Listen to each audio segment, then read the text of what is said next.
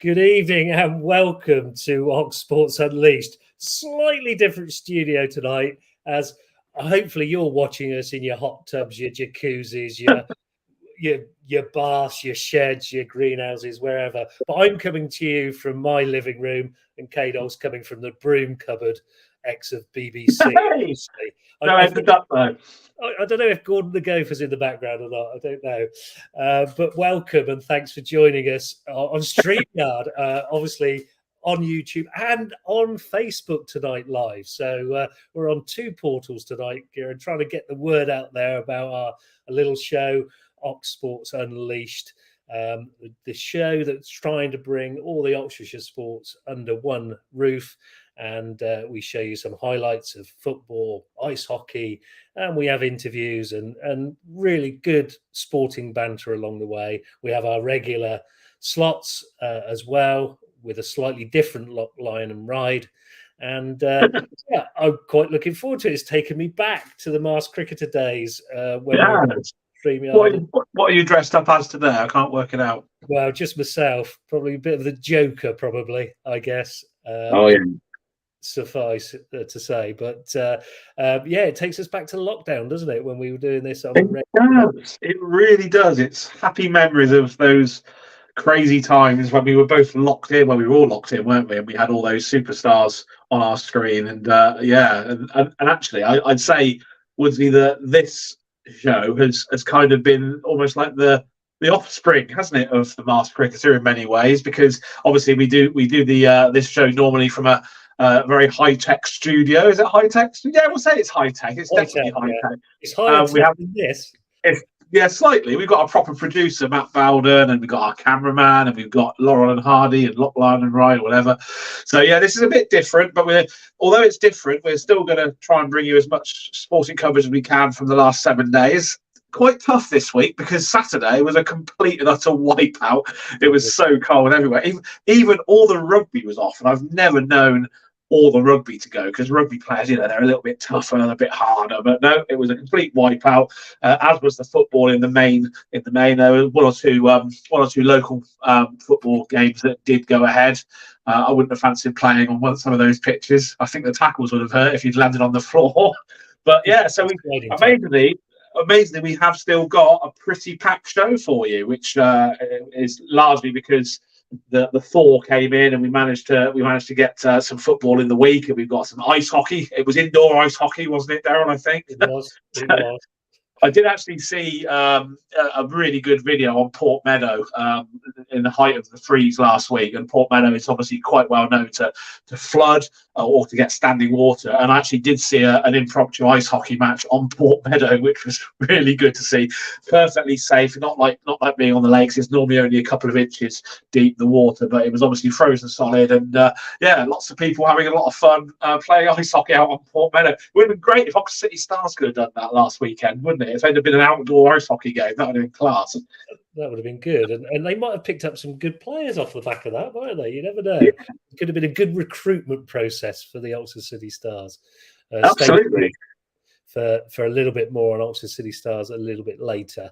Absolutely. Yes, I think what I will say is I am obviously now the producer of this show tonight. So God help us. What could go wrong? Everything. Absolutely. And this is really weird because obviously in the studio we don't talk over each other, but today I've got to try and do that and that. I have to look that way. I have to look the wrong way to look at you. It's really weird. But there we go. You don't want to look at me. You definitely don't want to look at me. Not. Anyway, so without further ado, we'll crack on with this week's show. So as we mentioned, a complete wipeout at the weekend. No football, no rugby to speak of. However, the weather did improve. Unfortunately, though, the results didn't for Oxford City. They took on York City at the Royal Charging Stadium, desperate for a win because they really are starting to fall into serious trouble now, I have to say.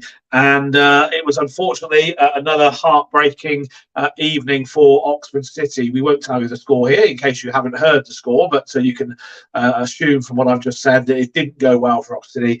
And here are the highlights from that game, commentary coming from the evergreen Andy Gate on BBC Radio Oxford. Long ball forward, looking for Akinyemi. Looked like he was about to deal with it, but it's picked up. The loose ball's picked on. Now here come York with Chadwick. Finds Akinyemi. Shot towards goal, and he crashes back off the left-hand post. Chris Haig was beaten. Burgess now. Looked like he was about to cross, but shaped for a pass to Fallowfield inside the box. Akinyemi back towards goal, but invites Burgess to have a go at goal, and he does it. He deflects, and again it's off the post. Again, looking for Burgess, tormenting City down the right, beats his man, chance now, and that's another great save, but it's scrambled in by Dipo Akinyemi, and seconds before the half-time whistle, York do have the lead. It was Scott Burgess, the instigator, wiggled his way into the box from the right wing, and eventually played the ball into the 6-yard box. It looked like Chris Haig had made the save, but it was spilled from under his body at the last moment. And there was Dipo Akinyemi, the striker. Williams-Michel does well to beat Duckworth. Duckworth tried to take him down, but continues his run. Perhaps just about gets too much on that ball, Williams-Michel. But in fact, wins a throw-in for City. They have to take this quickly if they are to try and make a chance. Fisher forced into the corner. Williams-Michel has Andre Burley for support. In fact, plays Reece Fleet in on the edge of the area. Fleet with a great shot towards goal. Hits the post and bounces back. Well, we've had to wait 47 minutes for Oxford City's first chance of the game. Roberts now to Reece Fleet.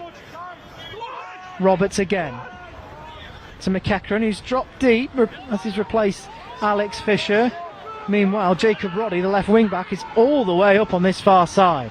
Kirby, long ball forward into the right hand channel, looking for Williams-Michel, and the ball is absolutely inch perfect for the City wide man, but he's closed down well by the defenders of York. Meanwhile, here's McEachran picking the ball up midway through the York half. Brilliant ball over to the right hand side with Humphrey Ewers, ball into the middle, and that was a great chance for Josh Parker, who got his right foot around that. Carroll, ball out of his feet, finds McEachran, space to run into ahead of the centre circle here. McEachran continues to hold off Scott Burgess, looking for Roddy, eventually bounces into Mitchell Roberts, just about comes out with it here. Roberts across goal, looking for an option, and it is! It's an equaliser, and Oxford City have equalised here at the Royal Charging Stadium, and it's Aaron Williams-Michel with his first goal of the season and his first goal in the National League, and it's been coming. It continues. They've just gone 1-0 up away at Hartlepool, but here Fallowfield cross towards goal, and that's off the bar, bounces out. Has it gone in? And it's gone over to the roof of the net. Wow, what on earth happened there? On the edge of the area here, looking for a shot. In fact, he might just about find an angle, but instead the ball drops to the feet of Nia Kirby, who will take absolutely no chances with that. But here's Josh Parker, bit of an error by Callum Howe, and there's a chance here for Oxford City. Parker sets the ball on the edge for Jacob Roddy. Brilliant block, but it's dangerous, not over yet. To Flea, picks his spot, and it's wide of the post. Throw in. Takes it short. Everyone back defending this for Oxford City. Woodyard, cross into the box, looking for Burgess, keeps it alive, looking for John Lewis, bounces around in the area, and York have won it! Will Davies has scored in the 92nd minute to steal all 3 points for York. The travelling York fans go absolutely ballistic, and right at the death they do break Oxford City hearts.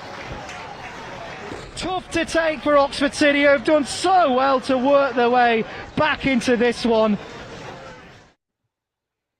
There you go. Oxford City losing again, unfortunately. Another last minute goal, breaking Oxford City hearts. It's not the first time that's happened. And looking at those highlights and the brilliant commentary from Andy Gate, it looked to me as though Oxford City in the second half were well on top, actually, and probably deserved a lot more from the game. But it's happened, I think, 6 or 7 times this season where City have been level or even ahead and conceded late goals. They actually conceded a goal at the end of each half, so questions must be asked, I guess, over their sort of application, their concentration perhaps, because it's going to cost them dear. They're bottom of the table now, rock bottom, after that defeat, and other results didn't go Oxford City's way on Tuesday. It makes Saturday's game against Ebbsfleet United, who are also in the relegation zone. Absolutely crucial. We've said this so many times.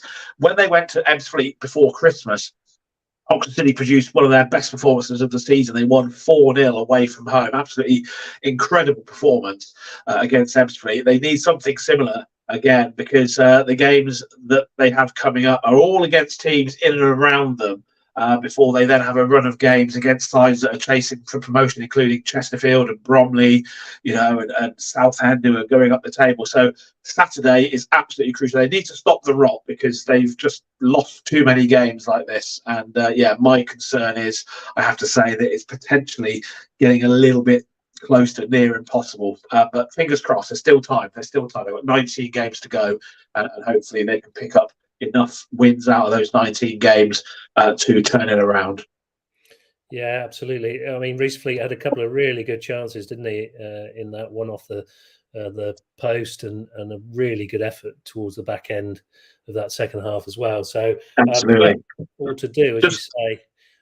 But they're creating chances. I suppose that's one thing that is the one. Yeah, that I was going to say. Actually, that is the one sort of positive that you can take from these results at the moment, is they are still creating chances.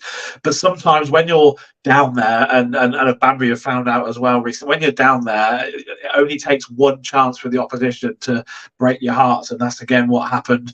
On Tuesday evening. I remember the Chesterfield game right at the start of the season. Chesterfield flying away at the top of the league. City were easily the better side of the second half in that game, 1-1, and then Chesterfield scored again in the 4th minute stoppage time to break the hearts.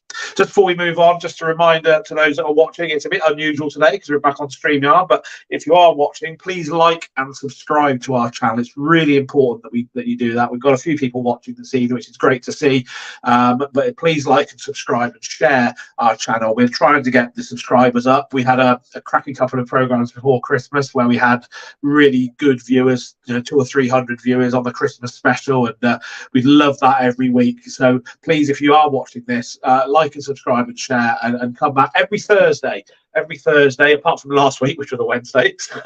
Every Thursday evening at 8 o'clock, when we'll round up as much sport in Oxfordshire as we possibly can. And also, as Darryl has alluded to many times before, if you want your sport covered, it doesn't matter what the sport is, please email us oxsportsunleashed@gmail.com. That's oxsportsunleashed@gmail.com. And if you want to put a comment into the YouTube chat, please do so, because I can see the comments and we can give you a shout out. Cameraman Dan has had a couple of comments, and I've just had one saying that the York City winner was offside. Apparently, I didn't check that, but VAR, we've got VAR available. VAR obviously is in standing in Oxfordshire.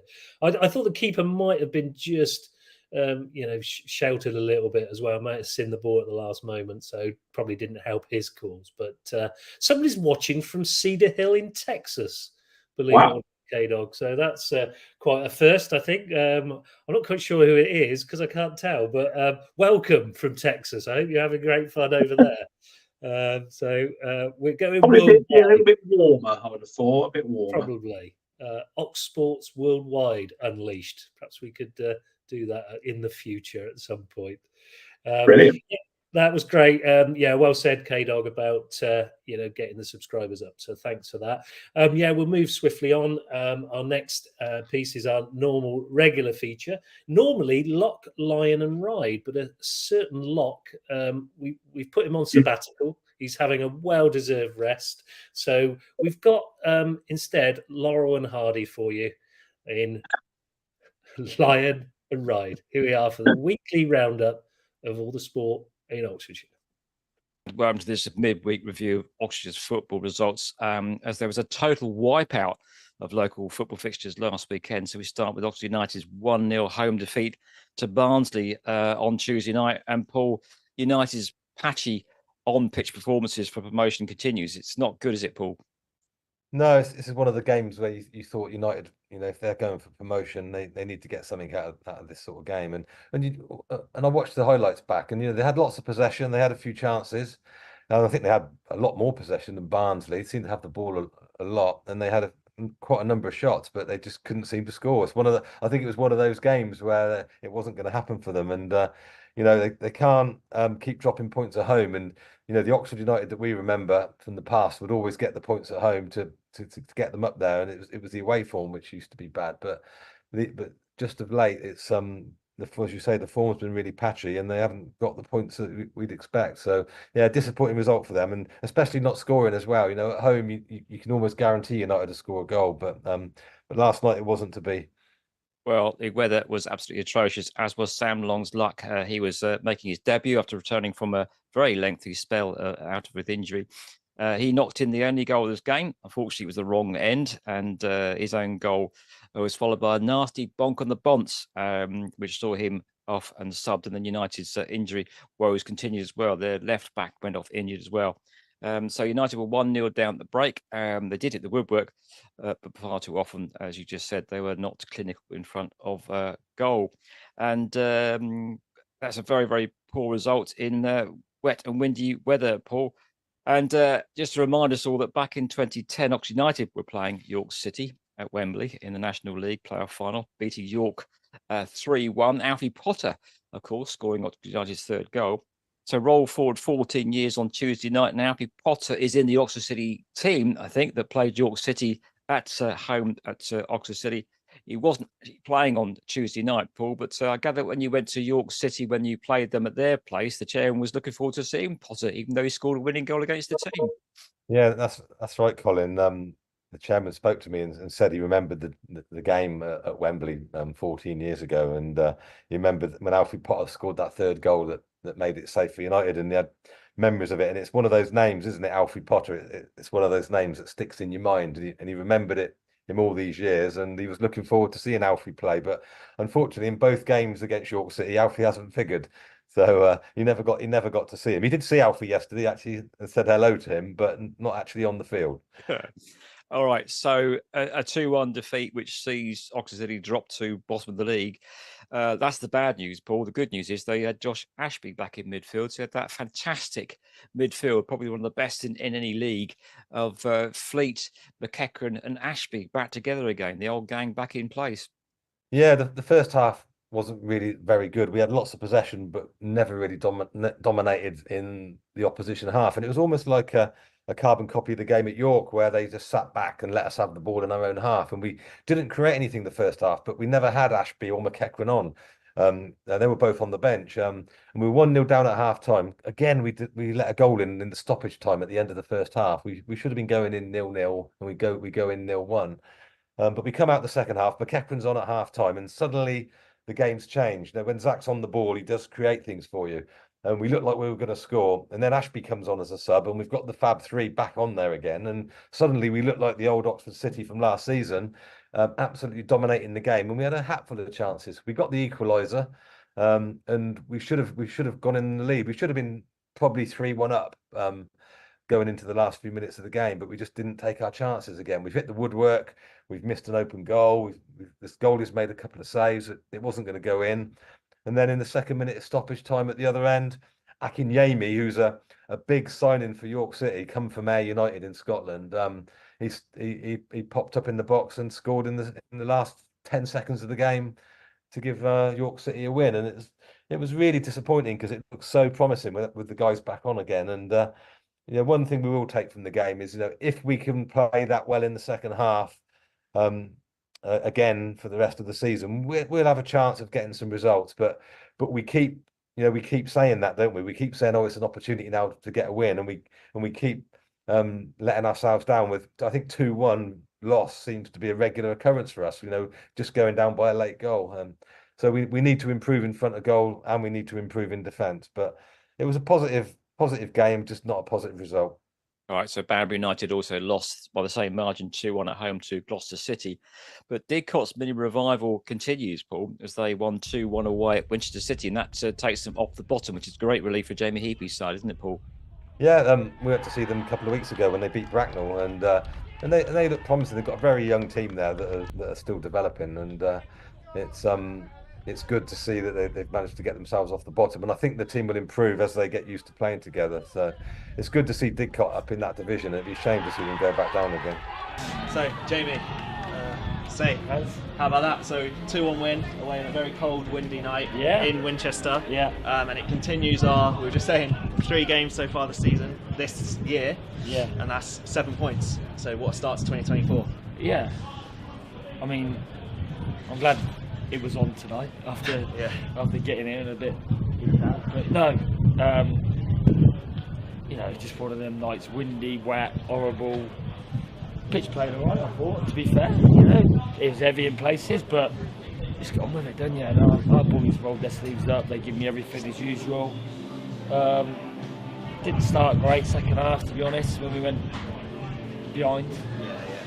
5 minutes in the second half, so we were slow getting out of the trap second half, but we had a little spell of 10-15 minutes where we were, you know, not hanging on, but they had more of the play, more of the ball, more of a threat, and then once we come through that, I thought, you know, it's nice to score at the end. Nice to score at the end, and I think, you know, coming here, it's our place to come. They're a good. I like Craig's teams. They're sort of similar to us, so we're quite similar. But that was good. Pleasing to win. Yeah, definitely. And I think something to mention as well, Harvey getting his first goal for the club. So he's obviously 2 games. He's played 1 in full-back, and now he's played 1 on the wing as well. So showing his versatility. Yeah. I know he can play left-back or left-mid, and I just thought it was important to bring Cammy back in after his ban today. It's his type of conditions, you know. So and Harv, I just pushed Harv a bit further forward with a bit more quality that he's got. And luckily it worked. Other days it might not, but tonight it has. So no, pleased for him. Pleased for all the boys, to be fair. Josh Grant was outstanding in the back 4. Leeds made 2 great saves at 1-0, I think. So, you know, it's just good. Yeah, good to win. Good to win. Yeah, they give me everything. No, certainly. And I guess just on to Merthyr this weekend. Merthyr away, so another long trip. And another tough game, as they all are. But on the 4G, there'll be after the 3 games we've had. Yeah, we've got a bit of confidence now. Yeah, we've got a bit of confidence, definitely. But let's not get carried away. Merthyr are a good team, especially at home on that plastic pitch. They will move the ball around. Their movement's very good. So we'll be prepared, like we always are, and we'll just go and see what we can do and recover right tonight, this week.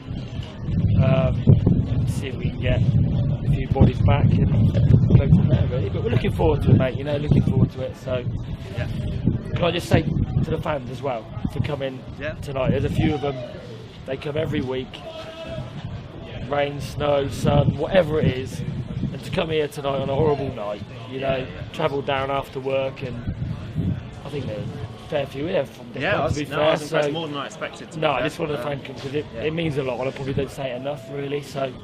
Thank you for your support. It means a lot to the boys. Amazing. Yeah. So. And as I say, I'm sure they'll carry on supporting. And you've seen that. It's been a tough start to the season, but they'll be there. We're just going to keep fighting, keep battling, take each game as it comes. I know it's an old cliche, but we've just got to keep doing that and get a bit of momentum behind us. Perfect. No, cheers, Jamie. All right. Yeah, enjoy it tonight. Cheers, boys. On Saturday. Yeah, thank you. Cheers. So Tammy United had a welcome relief from their league toils as well at the wrong end of the table they are, but at least they beat Garsden 2-1 in the Oxford Senior Cup, and that gets them through to the Senior Cup final.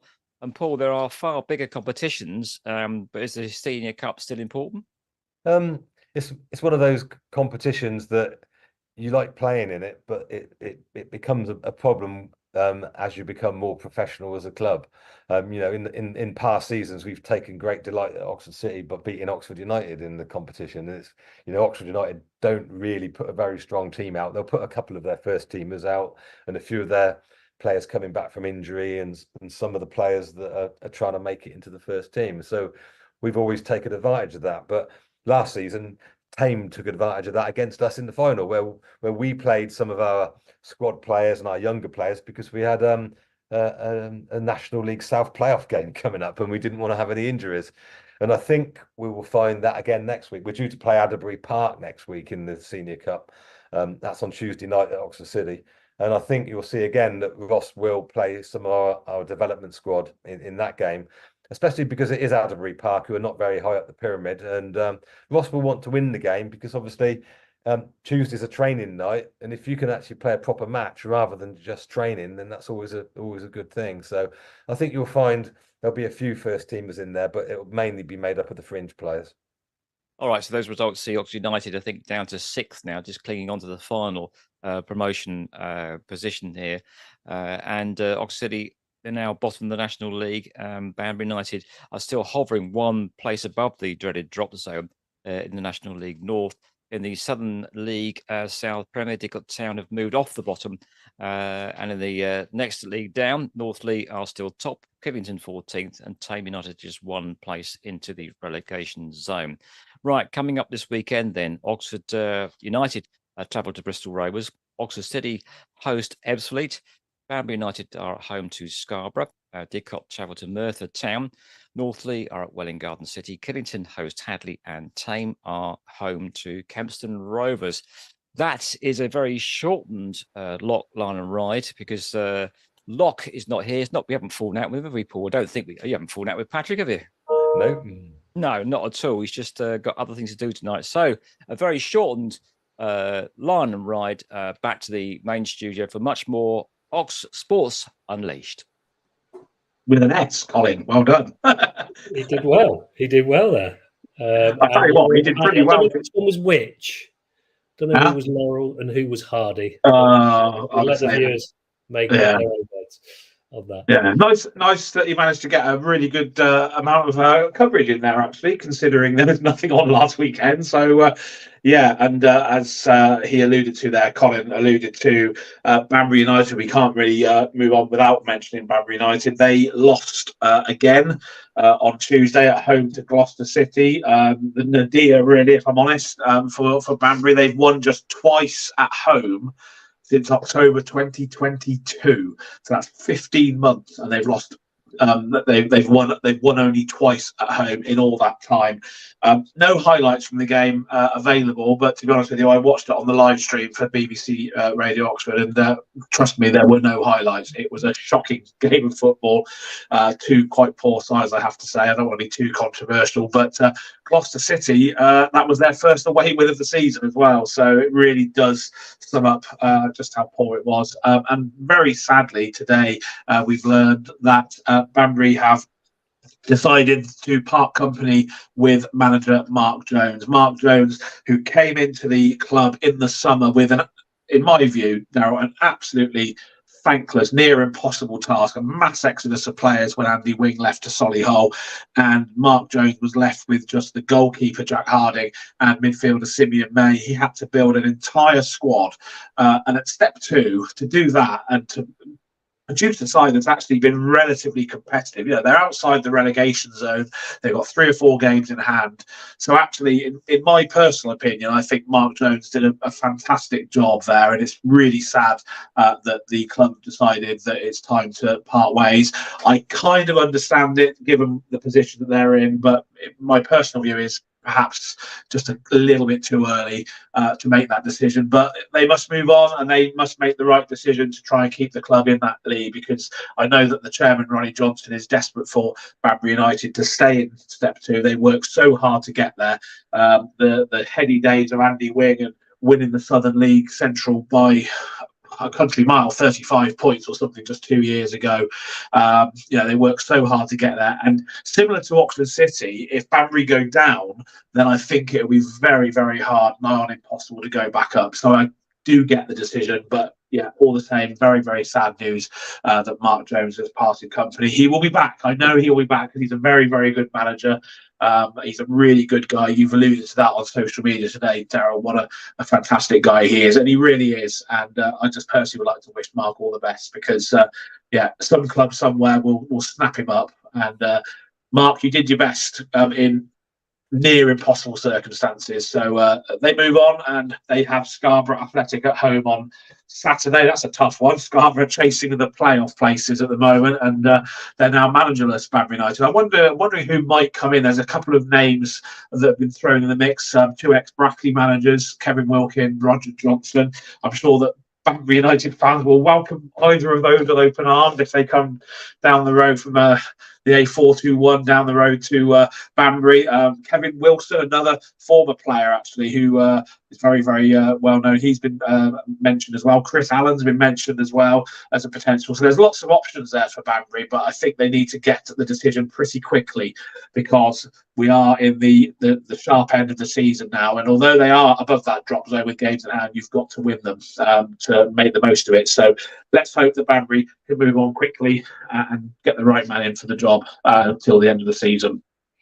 Yeah, good luck to Mark Jones, and thanks for his honesty and candour when he's been interviewed on behalf of Ox Sports Unleashed. We wish you all the very best in the future, whatever that holds for you.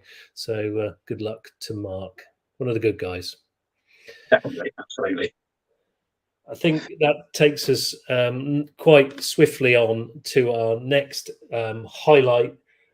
This is going to be a little bit of a package thrown together a little bit. We're going to show the goal that Oxford City Stars actually scored in their loss at the weekend. So I'm just going to share that with you now. We'll be back momentarily.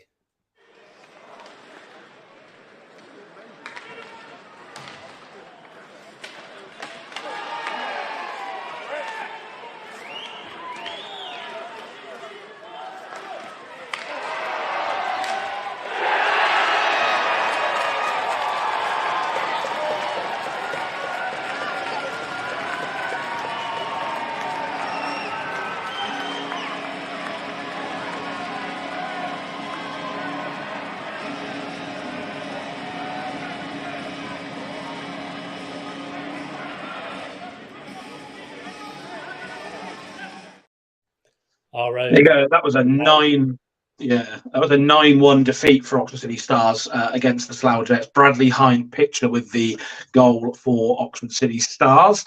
They will need to bounce back quickly, and they've got MK Thunder, a bit of a bottom of the table clash this weekend on Sunday. MK Thunder, I think, coming to Ox Pens Road.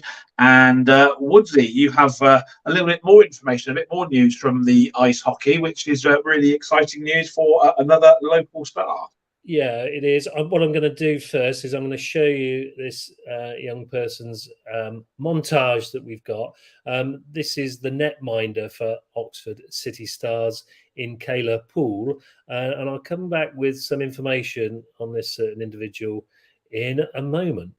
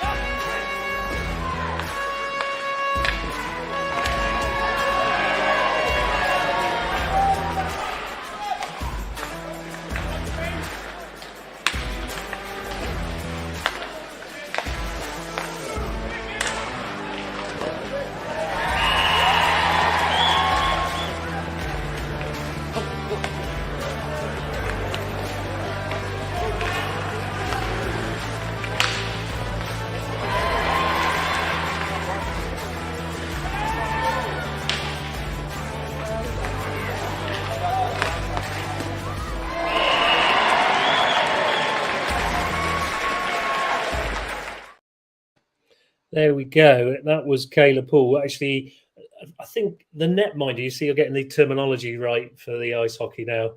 Okay, I'm getting used to some of it bit by bit. So that's good. But yeah, 94.5% save rate in that little clip there. So a pretty good effort. Yeah, absolutely. Really good. And the news is that Kayla Poole has made the Great Britain's women's long list squad.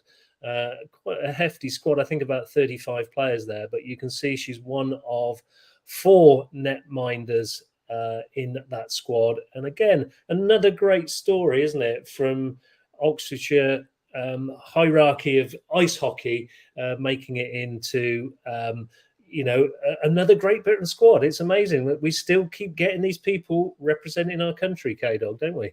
It really is amazing. I'm not sure how it goes with Winter Olympics, whether there's a men's and women's Great Britain ice hockey team, but who knows? You never know. We might have another Olympian on our hands potentially. I mean, maybe that's getting a little bit ahead of ourselves because the Winter Olympics are a couple of years away, but who knows? That would be something to behold. And it's brilliant, as you say. We've got so much talent in this county in all sorts of different sports. We mentioned Jack Frosty Marshall last week, didn't we? The young man who is going to go places with darts. He might be challenging Luke Littler at some point. You never know, because that was really impressive last week. And good luck to Kayla, because that's fantastic news. And we're very, very proud of every sporting person in our fine county that goes on to make great strides. We've got some more to talk about a little bit later on that. Just before we carry on, thank you to everybody who's watching this stream on Facebook this evening, which is a first. We're on Facebook Live as well as on YouTube. We would ask those that are watching on Facebook if you could go over to the YouTube channel as well and subscribe to it if you haven't done already, and watch our shows each week on YouTube. That would be fantastic, because the more subscriptions we get, the more views we get, and hopefully it will become a widely shared program each week, and we will get our subscribers up. And if we can crawl our way to 1,000, which is a long way off, but if we can crawl our way to 1,000 subscribers and get monetized for our show, we can then look to put that money, albeit it won't be a huge amount, back into local grassroots sport in Oxfordshire, which I think is the long-term goal. So please, thank you so much for watching on Facebook, but please go over to the YouTube channel as well. Like, subscribe and share, and let all your friends know that we're doing this each week, because we are looking to cover as many sports as we can. Over the first 15 shows, we've covered darts, ice hockey, American football, golf, football, cricket, tennis, paddle tennis, Aunt Sally, you name it. We're trying to get our fingers into every single pie in Oxfordshire, and the more sports we cover, hopefully the more people will watch our show. It's a humble little show. We're not doing it for any gain, really. We're just doing it to try and showcase everything great about Oxfordshire sport. No, great stuff. Well said. Still carrying on the theme of ice hockey, obviously disappointed after the game. The coach, Shannon Taylor, had this to say. At Oxpens Road, Oxford 1, Slough Jets 9. Head coach Shannon Taylor, a very difficult evening in Oxford. Another defeat, unfortunately. Feels like it's deja vu, doesn't it, at the moment, unfortunately? Yes and no. Deja vu in the sense it's another loss, yeah, absolutely. But I can't lie and say that I'm in any way, shape or form happy with today. We've lost the last couple of games, and actually the performance level from our team has been very, very good. We're starting to deliver on some of the things I asked. Tonight was a completely different experience. The team, if I'm being really blunt, had a really, really disappointing performance, bar a couple of individual performances. I've got to say I'm pretty disappointed with today. Obviously, the tally of the tape, really look at the 3 periods. I mean, the first one 3 down, really capitulated in the second. What happened for you from the bench seeing that?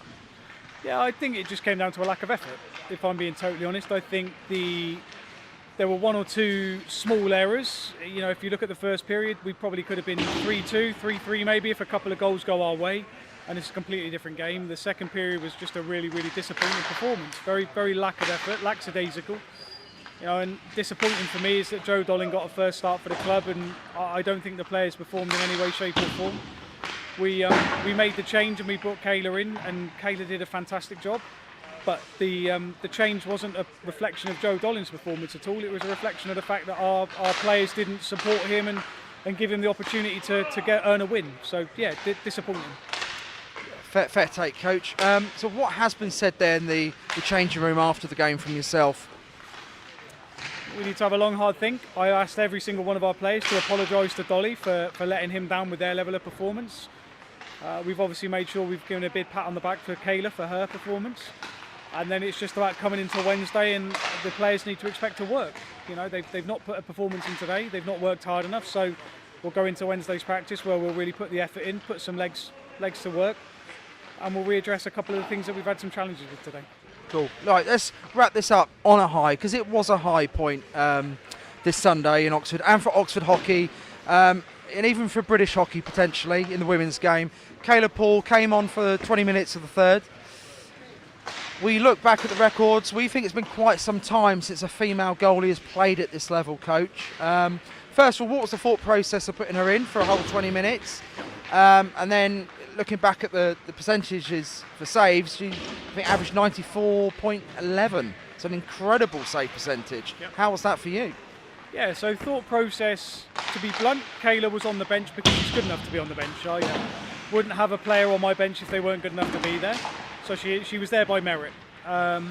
She went in and had a fantastic performance. What helped Kayla, on top of her own excellent performance, was that the players performed for her. So they boxed out. They started to play the defensive zone coverage that we've discussed prior to the game.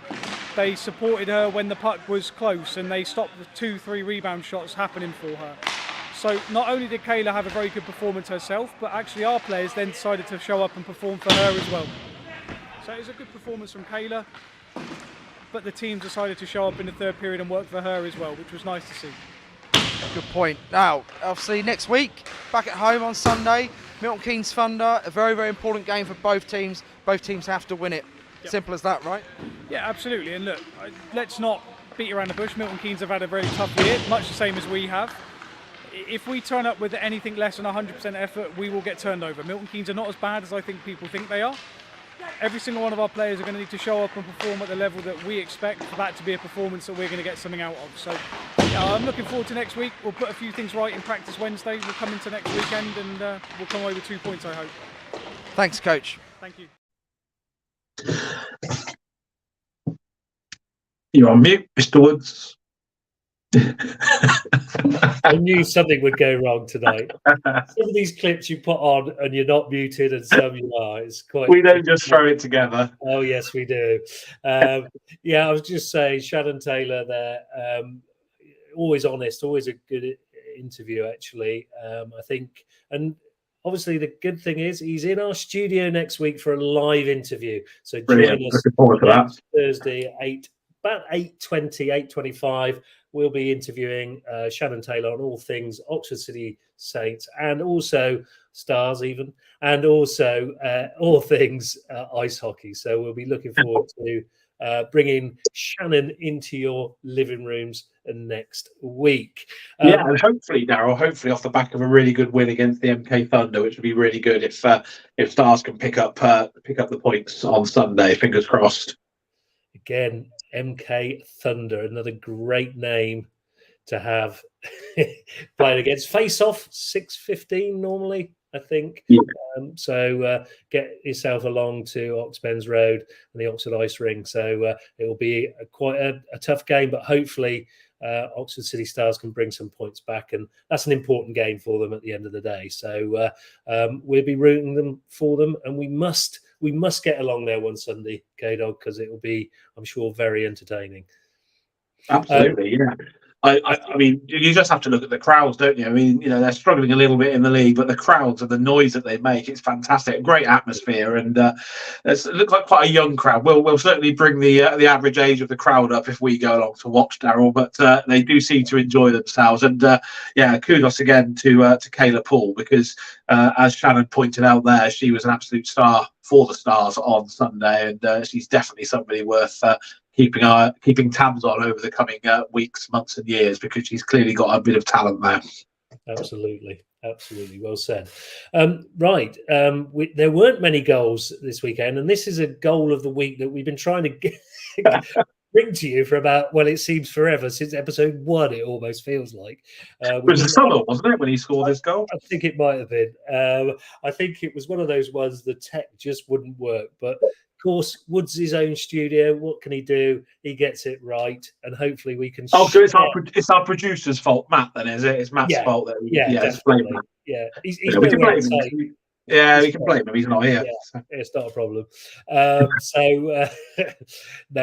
it's really interesting tonight to be pressing buttons where I'm normally letting people do that for us. It's quite entertaining, I have to say, to get it all synced and right. But not too bad so far. 1 or 2. Sorry.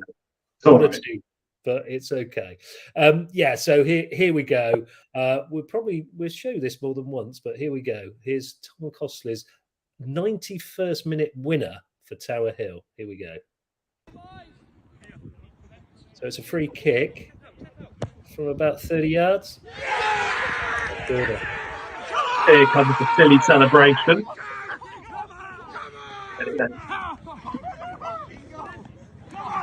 Not a bad free kick, to be fair.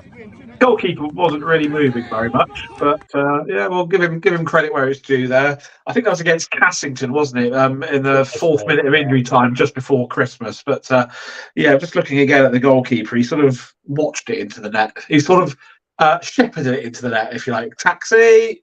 Should we just watch it one more time for the celebration? I think we should. Here we go.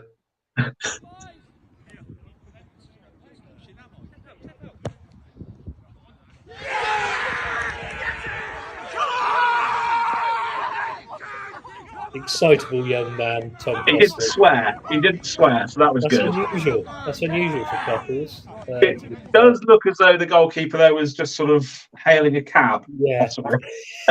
Whoever the Cassington goalkeeper is, I'm very sorry, but we do take the mickey out of people. So we do. It was like shepherding a ball to the boundary, wasn't it? Almost. That's what I do every week. So it's fine. Yeah, that's all good. So that was our goal of the week. That will be. Will it make the grade for the end of season goal of the week, goal of the season competition?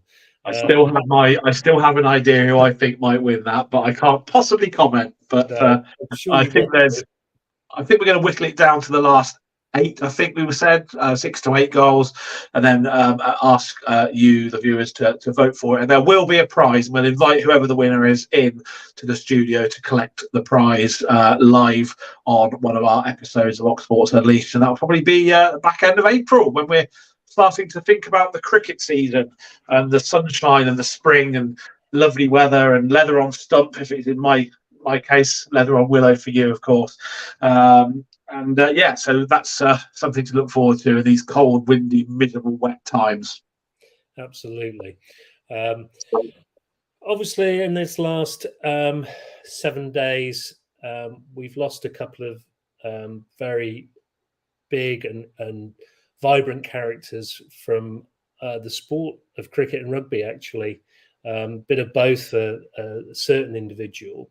Kdog, I know you're quite passionate about giving these tributes, and I'll chip in as we go through. But first, Tommy Pritchard from rugby and Horsepath scorer, of course. Great outfit there as well.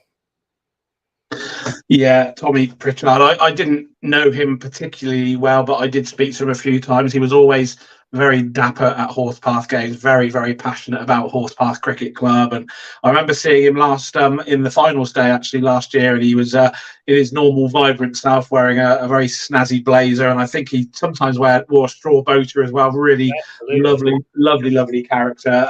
Had a good chat to him. He was very, very helpful to me when I was trying to commentate on the game and telling me who the catchers were, because my eyesight was letting me down as per usual. And really tragic news that we lost Tommy just last week as a result, sadly, of a crash on Christmas Day. And he's going to be massively, greatly missed, not only by Horsepath Cricket, but also by all his friends at Oxford Harlequins Rugby Club. There was a lovely tribute from the head of rugby at Oxford Harlequins last week, which I read.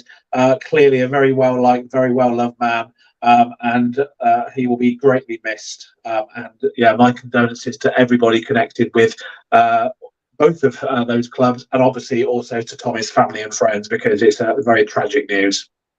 We also, as Darren alluded to, lost somebody else just this weekend, actually, and we were aware that Don Brooks wasn't very well. He's been ill for a little while, but very, very sadly on Sunday morning, Don passed away at the age of 81. And Darren and I do know Don very well. We've had some great banter with Don over the years. It's interesting that he's in the middle of us there, Daryl, keeping us apart as he always used to when we used to have our little scraps on the boundary. Absolutely. But Don Brooks, obviously dad of Nathan and Jack, as I say, passed away peacefully on Sunday morning. And I'm really going to miss Don, Daryl, because he was an absolute legend. And the word legend is used far too often these days. But Don was cricketing royalty, I think, in Oxfordshire. An umpire of, by his own admission, fantastic umpire. He was the best umpire in Oxfordshire. Who are we to argue? Because actually, I don't think that's far wrong. He used to say it with a bit of a smile on his face. But we very often held court with Don, didn't we, at many Oxfordshire games over the years. I do remember a really funny interaction down in Herefordshire. I think it was Brockhampton, Daryl, when Herefordshire were playing Oxfordshire under-17s, and the great Bill Affey, he of England fame, was coaching his players. And Don Brooks came over at lunchtime and he said to Bill Affey, were you coaching your players outside the boundary? And Bill Affey said, no. He said, I was coaching the players inside the boundary. I'm Bill Affey. I used to play for England. And Don Brooks, with a cheeky little glint in his eye, said, I'm Don Brooks. I'm the umpire. Don't coach your players at any stage. And he said it with a smile on his face, and it was just perfectly pitched. And even Bill Affey had a little grin, and it summed up Don. To be honest, he was a man of great humour. He was a man of great passion for the sport. Very, very well loved. You just have to look at all the tributes that have poured in for Don this week from cricketing royalty across the county and beyond. And I really am going to miss Don. He's going to be a figure that we're going to miss around the boundary everywhere we go, isn't he, Darryl? And may he rest in peace. Yeah, absolutely. There's a couple of things I'd mention. I used to work with his daughter, actually, in insurance brokers back in the day. So, known the family for some time. And Don was always, I think he's a character of Oxfordshire cricket. I really do. He was ever present and, always there to give you advice, always there to take the mickey when it was appropriate as well, which was always in good fun. We had some laughs, I have to say, along the way. There's a great photograph, and it's quite a moment because he's giving me out actually with a jumper in his arm, and the bowler was my son. So so that's quite poignant in a lot of respects. So I mean, he will be sorely missed, and as you say, Kieran, may Tommy and Don rest in peace, and our condolences go to both sets of families and friends, and also those members of both clubs. He was a big member, president of Tiddington Cricket Club, so he'd been around and done so much. I remember playing cricket against him back in the day, and as does Neil Mexon. He record on social media this week. So it's a sad day. I'd just like to add as well just how proud Don was of both his sons, but obviously particularly of Jack for all his achievements in cricket. Don would very often hold court at lunchtime and tea time and telling us how his Jack was getting on, as if we didn't know, because we were always watching how Jack was getting on, because he's an Oxfordshire boy through and through, and we were just as proud, I think, of Jack as Don would have been. But Don, at least in the last 10-15 years, he's had the absolute pleasure of watching his son playing at the top level of the game in this country. And even in that picture there, he's got a pipe in his hand and he's just got that little smile on his face. And that's how I'm going to remember Don, because he was always smiling, actually. And as I say, he was never wrong, was he? Any decision, he was never wrong. And who are we to say he was? Because I would say 99.9% of the time, I think it's probably fair to say he was probably right. Yeah, absolutely. Except when it was me. But of course, yeah. Of course, you're never out. You're never out, are you? There's a glint in his eye in the photograph, actually, isn't there? And that's how I will remember him, actually. That little smile underneath that goatee and the glint in his eyes. Amazing character of cricket. So rest in peace, Don. So yeah, thanks for that, Kieran. That was very important to include that on Ox Sports Unleashed. A couple of characters from Oxfordshire sport sadly gone.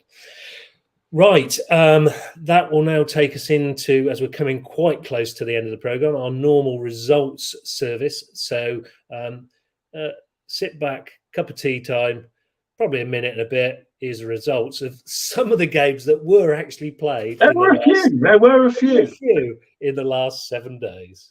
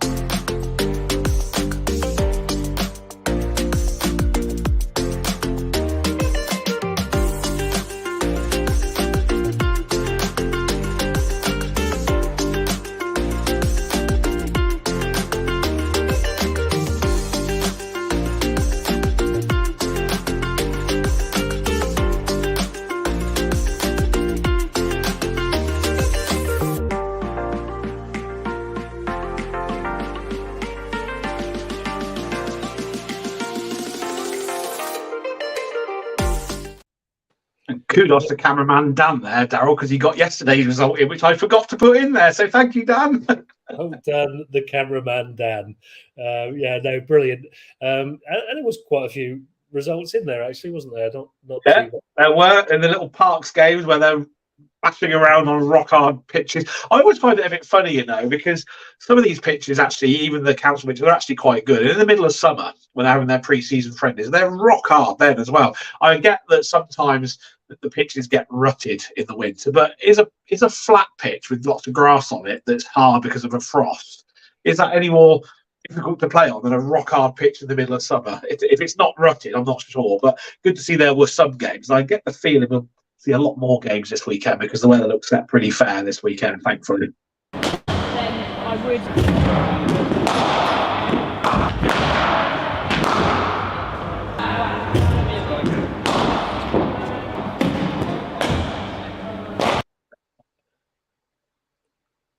Typically, I managed to actually load that just as you were speaking. So I'll cut you off in your prime there, Kdog. What was that? Many apologies.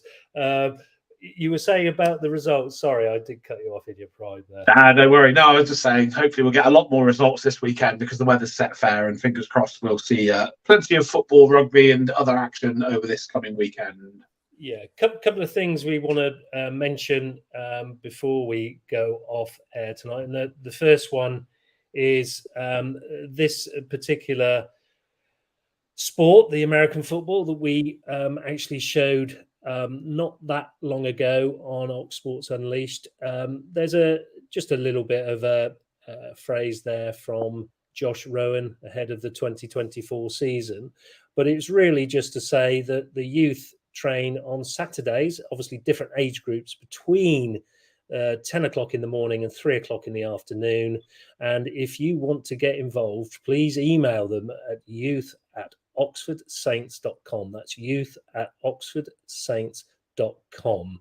The seniors train on Sundays, and the starting time for that is 12:45 till 4 o'clock. That's at Tilsley Park in Abingdon. So if you're looking to aspire to be the next American footballer, get yourself along to Tilsley Park, and they will invite you with open arms. They are really very good down there, I have to say. Our little time down there with them a few weeks back. So just before we sign off, Darryl, I've just seen a statement from Mark Jones, which I think sums the man up. I just want to read a little bit of it to you, because he's basically said he would like to thank Chairman Ronnie Johnson, the Board of Directors at Banbury United, for giving me the opportunity to manage the club in June last year. It was always going to be a difficult task taking over from a club legend in Andy Wing, and I quickly realised that all but 2 players had already made their minds to leave the club. I tried to build a squad for a challenging season in National League North. It wasn't an easy task. I think most people agreed it was going to be a tough season, and keeping the club at National League North level would be an achievement. He said, we've enjoyed some fantastic away results against the likes of Tamworth and Boston, Kings Lynn and Southport, but we have struggled at home throughout the season. And he says, I can honestly look myself in the mirror and say that I've given everything I can to make Banbury United a success. And with 3 games in hand on Kings Lynn and 2 on Gloucester City, I felt with a couple of additional signings we would be okay. The board have decided to make a change in management, and I'd like to thank all of my staff, Danny Nichols, Craig Mackay, Liam Shea and Matty Haycox, as well as the physio, Jack Randall, and the players for all their efforts. I've met some great people at Banbury, and I wish the club very well going forward. It's been a great learning curve for myself this season, and I hope to be back in this crazy world of football when an opportunity arises. Classy to a T, Mr. Jones, as ever, and I just felt that it was worth reading that statement out from Mark Jones, because again, it just shows the measure of the man, doesn't it? No bitterness, just a nice farewell statement to the supporters and to the board. Yeah, absolutely. Well said, Mark. Well done. And like we said earlier, good luck for your future, wherever that may lie. Well, obviously, it will go amiss. We've obviously got some highlights we're going to show you of a certain young cricketer in a moment, but we want to talk about Ollie Price, top scoring for the England Lions this week against India A in a low-scoring innings. They were bowled out for 152, but Ollie Price actually top scored with 48. And then India A amassed a good 482 in reply. And Ollie got his first wicket. And bear in mind that Potts and Cass got the other wickets in that game. I think he's had a good couple of days. 1 for 71 off 11. He might be going, a little bit expensive, but he did take a wicket, which other bowlers were struggling to do in the circumstances. So well done to Ollie. That's a good couple of days for the young man, Kdog, isn't it? It is, and we spoke to him before they went out to the UAE, him and James Coles, and I think he's got a really bright future in the game. And you never know, if things break down a little bit in India, who knows? He might get a call. Who knows? Doubt it, but you never know. Good to see. Interesting thing, wasn't it? Harry Brook going home, and then England decide to send Dan Lawrence over when he's had no Indian experience, where they've got an A team over there already, have played a couple of games, acclimatized. Why not take somebody from there? Ethan Jennings, dare I say, potentially. Yeah. I think they've got a couple of good guys there, to be fair. It just didn't seem right. Yes, they may not figure, and Dan Lawrence may not figure just yet, but you don't know. With obviously injuries, it might happen, but and they might change the way they want to do it. He would actually bowl quite well over there, I think. Actually, Dan Lawrence, I think he would be quite decent. Yeah. On that note, best wishes, of course, also to Harry Brook and his family, because clearly he wouldn't have taken that decision lightly. So sometimes cricket or any sport, it really is second to life in general and to family. So best wishes to Harry Brook. Yeah, absolutely. Again, well said, Kdog. That brings us nicely on to the clip. I wanted to I tried to show over Kdog's results service earlier. A certain young lady we're proud of in West Oxfordshire, Burford schoolgirl, actually, in Abbey Norgrove, has gone into. Did you coach her? Sorry?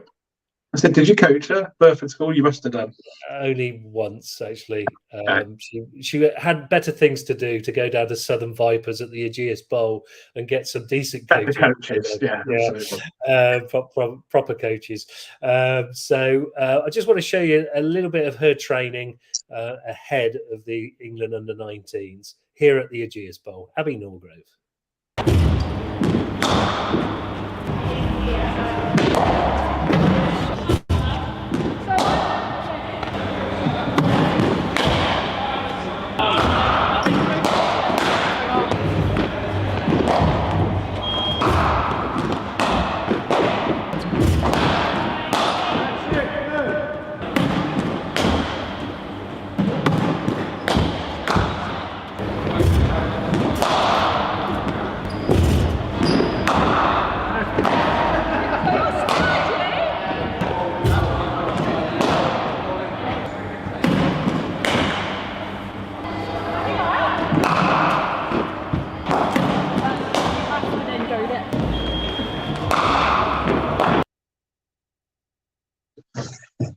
You're on mute, Woodsy.